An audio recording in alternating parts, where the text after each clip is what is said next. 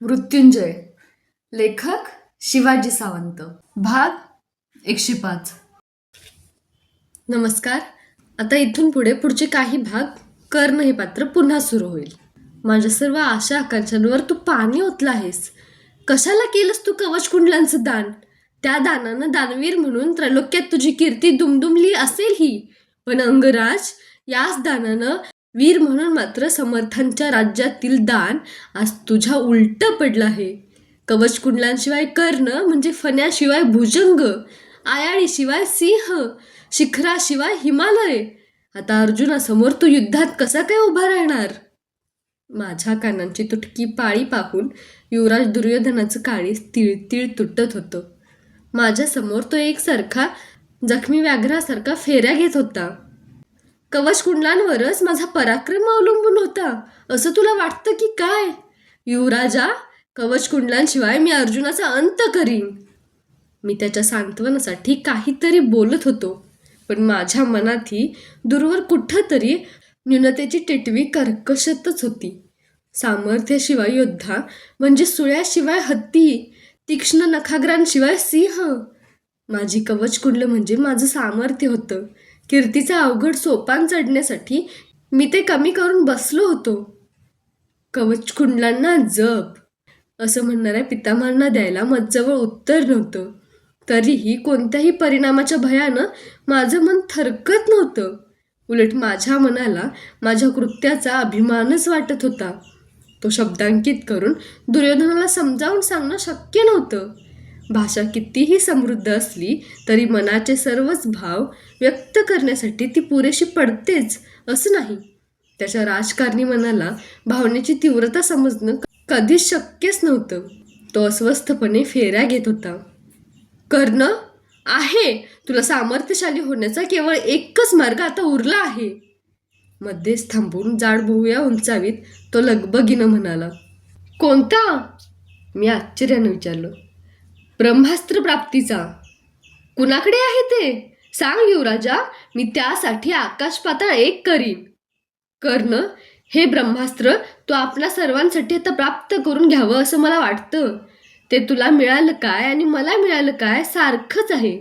माझ्या दृष्टीनं तूच असा एक धनुर्धर आहेस की जो ब्रह्मास्त्रासाठी सर्वार्थानं योग्य आहेस. पांढरे शुभ्र बळकट सुळे केव्हाही बलाढ्य हत्तीला शोभून दिसतात. माझ्याकडे ब्रह्मास्त्र नाही हे तुला एवढ्या प्रकर्षानं जाणवत असेल तर मग मी ते मिळवीनच. वाटेल ते करून मी ते हस्तगत करीन. तुझी त्याबाबत काय योजना आहे तेवढी सांग. तुला त्यासाठी गुरु द्रोणांकडे जायला हवं. हस्तिनापुरात केवळ एकटे द्रोणच ब्रह्मास्त्र विद्या जाणतात.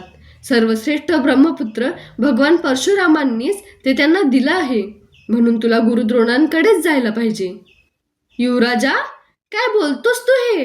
ज्यांनी लक्षावधी नगरजनांसमोर माझ्या मनावर अपमानाचे रसरशीत तप्त अंगार ठेवले त्यांच्याकडे मी लाचार होऊन जाऊ? ज्यांच्या अंतरात या कर्णाबद्दल शब्दाची माया सुद्धा राहिली नाही त्यांच्या पुढं नतमस्तक होऊन उभा राहू? इंद्राला याचक म्हणून द्वारी उभा करणारा मी द्रोणांच्या द्वारी भिक्षुक म्हणून उभा राहू? काय बोलतोस तू हे? होय कर्ण, जीवन हे कुंभकराच्या चक्रासारखं आहे. काळ हा कुंभकाराचं रूप घेऊन हे चक्र पाहिजे तेवढ्या गतीनं फिरवित असतो. तिथं कुणाच्याही इच्छेला कसलाच थारा नसतो आणि म्हणूनच काळाच्या त्या कुंभाराला हवे तसे घट तयार करता येतात.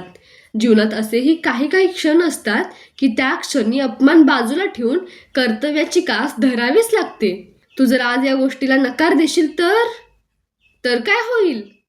या दुर्योधनाच्या जीवनातलाही तो एक पराजय ठरेल. मी शकुनी मामांना तुझ्याबद्दल वचन देऊन आलो आहे, तुला न विचारताच. काय वचन दिलं आहेस तू त्यांना? माझ्यासाठी कर्ण गुरुद्रोणांकडे जाऊन ब्रह्मास्त्र शिकेलच. तो नाही गेला तर मी स्वतः जाईन. मात्र त्यावेळी कर्ण दुर्योधन ही सांगड तुटलेली असेल. युवराजा, हीच का परीक्षा केलीस तू माझी? तुझ्या प्रेमासाठी वेळ पडल्यास मी त्रैलोक्याला सुद्धा लाथ मारीन, पण त्या द्रोणांच्या दारात हात जोडून मी कसा उभा राहू? कर्ण एक वेळ मरण पत्करील, पण आपला स्वाभिमान, आपलं कर्णपण तो कधीच मरू देणार नाही. कसल्या विचित्र अडचणीत गुरफटून टाकला आहेस तू मला. काय करू मी? नाही, तुला इतक्या यातना होत असतील तर माझा तुला द्रोणांकडे जाण्यासाठी मुळीच आग्रह नाही. पण लक्षात असू द्या, अंगराज करणं दुर्योधन प्रेम करतो तसाच तो कठोर कटुताही जाणतो. यापुढं अंगराज करणं हे आर्यावर्तातील एक मान्यवर राज्य म्हणूनच दुर्योधनापुढे येतील, मित्र म्हणून नव्हे. चलतो मी. थांब युवराज, मी जायला तयार आहे. जे मी स्वतःसाठी कालत्रयीही केलं नसतं ते केवळ तुझ्यासाठी मी करीन. मला नेहमीच उपेक्षेच्या खारट समुद्रात प्राण गुटमळेपर्यंत बुडविणाऱ्या द्रोणांच्या दारातही एक शिष्य म्हणून उभा राहीन, केवळ तुझ्यासाठी, तुझ्या माझ्या मैत्रीसाठी. आजच राजज्योतिषांना बोलावून घे आणि जाण्यासाठी सुमुहूर्त शोधून काढ. ते ब्रह्मास्त्र आहे. मंगलघटिका पाहून गेलेलं बरं. शाब्बास करणं. त्यानं माझा हात हातात घेऊन तो आनंदातिशयानं दाबला. त्याच्या त्या पकडीतून त्याची माझ्याबद्दलची भावना तीव्रतेनं प्रकट होत होती. त्याचे डोळे आनंदानं चमकत होते. माझ्याकडे तो भारावून एकटक पाहत होता. त्याच्या घाऱ्या डोळ्यांतून मी पूर्वी कधीही पाहिल्या नव्हत्या अशा कृतज्ञ भावना प्रकट होत होत्या. माझ्या मनाच्या गाभाऱ्यात आता केवळ ब्रह्मास्त्र, ब्रह्मास्त्र हे शब्द फेर धरून उलट सुलट नाचू लागले. ते अस्त्र भयंकर मानवसंहारक आहे असं मी अश्वत्थाम्याकडून ऐकलं होतं. माझं मन उलट सुलट विचारांच्या तडाक्यात सापडलं. हे ब्रह्मास्त्र कशासाठी निर्माण झालं असावं? ते नुसतंच मानवसंहारक नव्हतं, तर त्या अस्त्रामुळे सगळ्याच दृश्य वस्तूंची अक्षरशः राख होणार होती. निशब्द वायूबरोबर केविलवाणी सळसळ करीत ती राख मानवांच्या मूर्खपणाची चर्चा करणार होती. विधात्याच्या या रमणीय जगाच्या निर्मितीला किती लक्षावधी वर्ष लागली असतील, पण या ब्रह्मास्त्रामुळे ते जग क्षणार्धात होत्याचं नव्हतं होणार होतं. समाधानानं जगता यावं यासाठी निसर्गानं मानवाला इतर प्राण्यांहून श्रेष्ठ अशी बुद्धी दिली की स्वतःच्या विनाशासाठी तिचा भयानक उपयोग करण्यासाठी ती दिली. ब्रह्मास्त्र वापरणाऱ्या त्या अचाट मानवाला ते मी वापरलं यापेक्षा खरोखरच दुसरं कोणतं समाधान मिळणार होतं? असलं ब्रह्मास्त्र कुणी मिळवावं तरी काय, असा प्रश्न मला विचारला गेला असता तर त्याला नाही असंच उत्तर मी दिलं असतं. कारण माझा मूळ स्वभावच शांतता प्रिय होता. आपण जगावं, मानानं जगावं आणि इतरांना सन्मानानं जगवावं, हीच माझी खरी विचारसरणी. प्रसंगी वेळ पडल्यास मी स्वतःचं मरण स्वीकारलं असतं, पण केवळ स्वार्थासाठी जगायचंच म्हणून इतरांना पायदळी तुडविणं हे मला कधीच जमलं नसतं. शांततापूर्ण सहअस्तित्व हा माझा मूळ स्वभाव होता. पण माझ्या इच्छेचा प्रश्न आता बाकी राहिलाच नव्हता. ते अस्त्र अर्जुनाकडे होतं. मला नेहमीच दिवसणाऱ्या प्रतिस्पर्ध्याकडे होतं. मी ते मिळविलं नसतं तर माझ्या प्रतिस्पर्ध्याला कसा थोपविणार होतो मी? जीवनातल्या सर्वच गोष्टींचा निर्णय काही तत्त्वज्ञानाच्या निसटत्या भूमीवर उभं राहून नाही घेता येत. त्यासाठी काही वेळा व्यवहाराच्या कठीण काळ्या पाषाणावर उभं राहावं लागतं. माझ्यासाठी आता केवळ एकच एक असा अटळ मार्ग उरला होता, आणि तो म्हणजे ब्रह्मास्त्र प्राप्त करून घेणं. माझी इच्छा असो वा नसो, आजूबाजूच्या परिस्थितीनंच मला ते भाग पाडलं होतं.